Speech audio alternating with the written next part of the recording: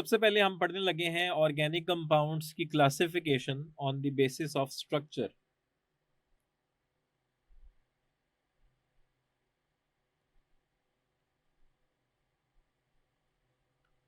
Classification on the basis of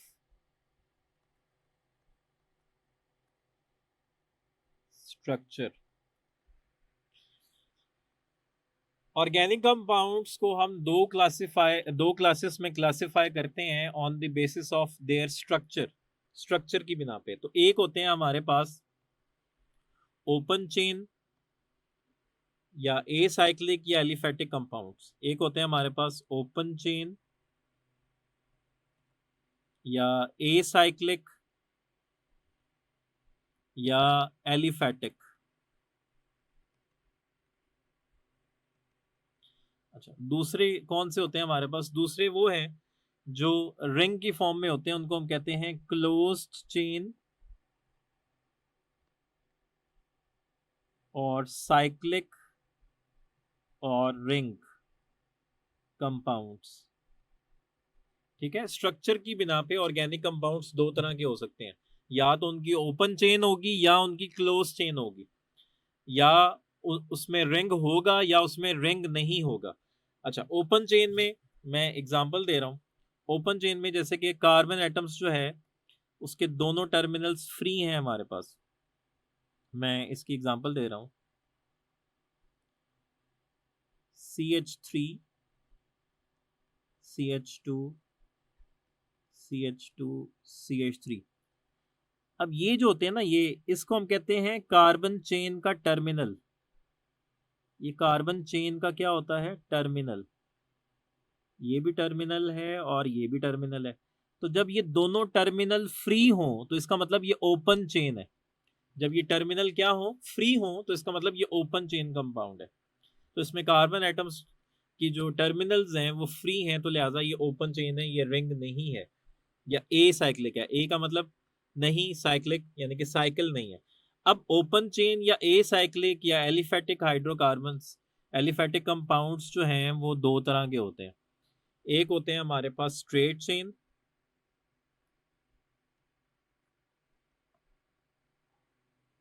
और दूसरे होते हैं हमारे पास ब्रांच चेन।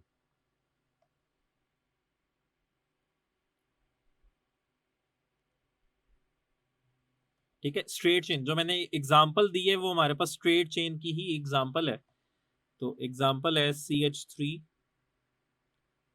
CH2 CH2 और CH3। तो ये स्ट्रेट चेन कंपाउंड है, दिस इज एन ब्यूटेन।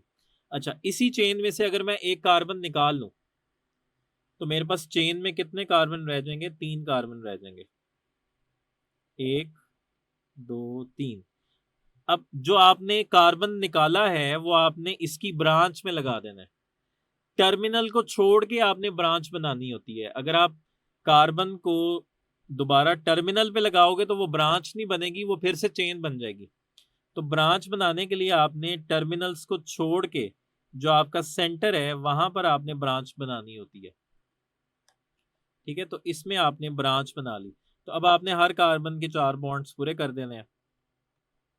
तो इसमें हर कार्बन के जब 4 बॉन्ड पूरे हो जाएंगे तो ये हो जाएगा CH3, ये क्या हो गया CH, ये भी CH3 और ये भी CH3। तो ब्रांच चेन कंपाउंड्स में क्या होगा कि चेन की साइड पे कोई ब्रांच लगी होगी, तो इनको हम कहेंगे ब्रांच चेन कंपाउंड। ठीक है, अब ये जो स्ट्रेट चेन है या ब्रांच चेन है, ये जो स्ट्रेट चेन है ब्रांच चेन है, इसमें सिंगल बॉन्ड भी हो सकता है, इसमें डबल बॉन्ड भी हो सकता है, इसमें ट्रिपल बॉन्ड भी हो सकता है। ठीक है, यानी कि ये एल्केन्स भी हो सकते हैं, एल्कीन्स भी हो सकते हैं, अल्काइंस भी हो सकते हैं।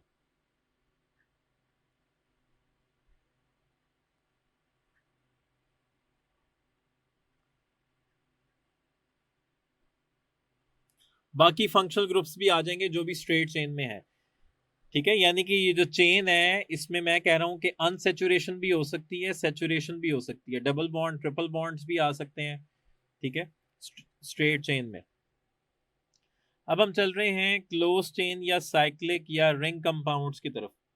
तो ये जो मेरे पास एक ब्यूटेन था, अगर मैं इसके टर्मिनल को मिला लूं आपस में तो ये मेरे पास टर्मिनल फ्री होने का ये मतलब है कि दोनों टर्मिनल आपस में मिल के लॉक नहीं हो गए, आपस में मिल के उन्होंने एक रिंग नहीं बना लिया।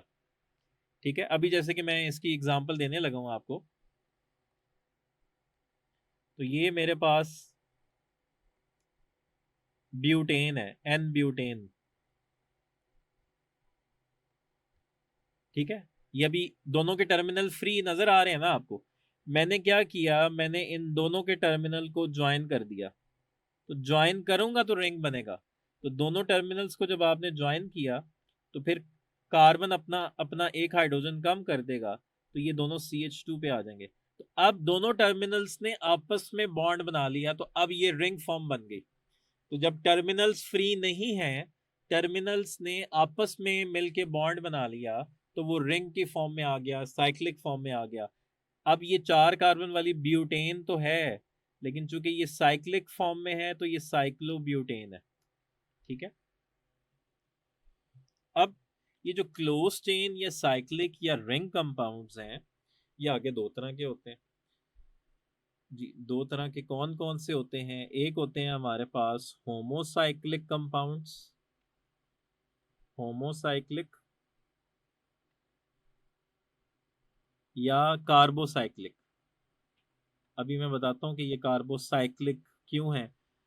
दूसरे कौन से होंगे? दूसरे होंगे हमारे पास हेट्रोसाइक्लिक।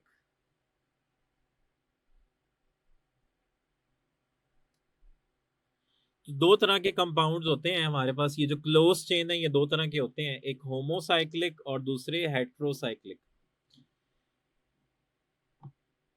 पहले हम होमोसाइक्लिक की बात करते हैं। होमो का मतलब होता है सेम, और साइकिल का मतलब है कि साइकिल या रिंग।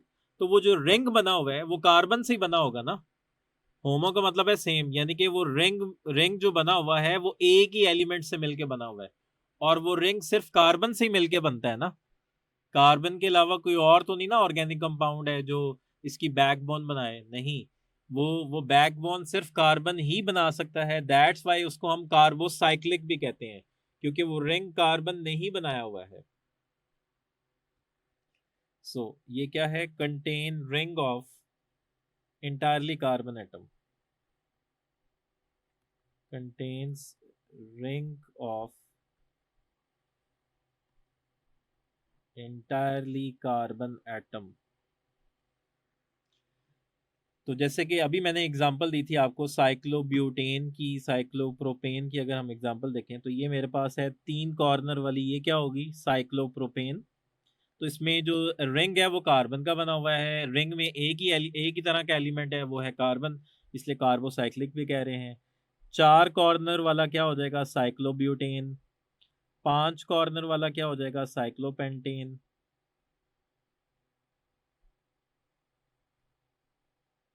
ठीक है, अब ये जो होमोसाइक्लिक या कार्बोसाइक्लिक कंपाउंड्स हैं ये आगे दो तरह के होते हैं। एक होते हैं हमारे पास एलिसाइक्लिक कंपाउंड्स,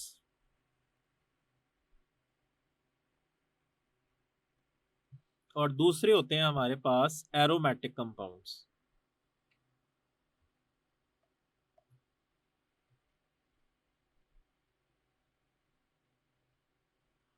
अब एलिसाइक्लिक क्या है? बेसिकली एलिसाइक्लिक रिजेंबल करते हैं एलिफेटिक कंपाउंड्स को। एलिसाइक्लिक क्या करते हैं? रिजेंबल करते हैं एलिफेटिक हाइड्रोकार्बन्स को। एलिफेटिक हाइड्रोकार्बन्स में कौन कौन से आते हैं? Alkanes, alkenes, alkynes.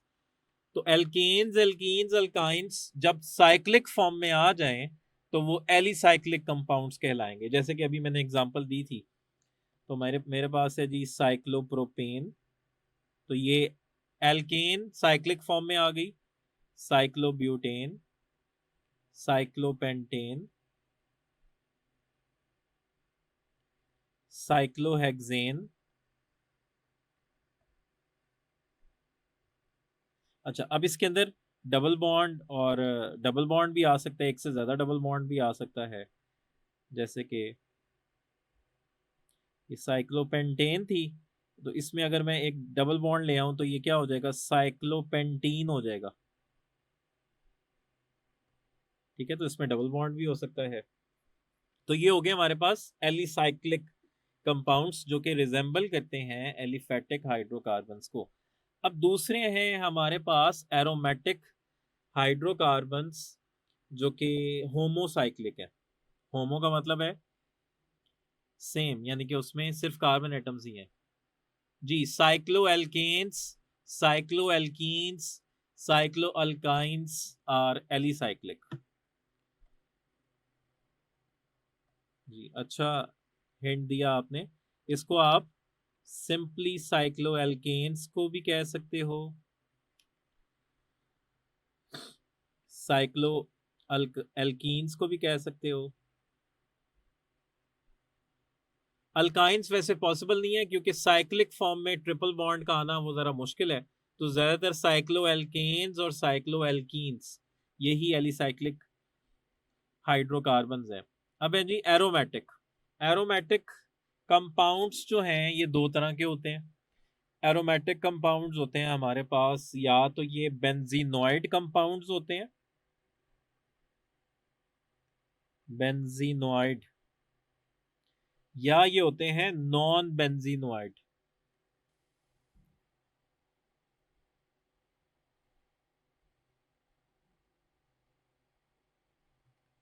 ठीक है,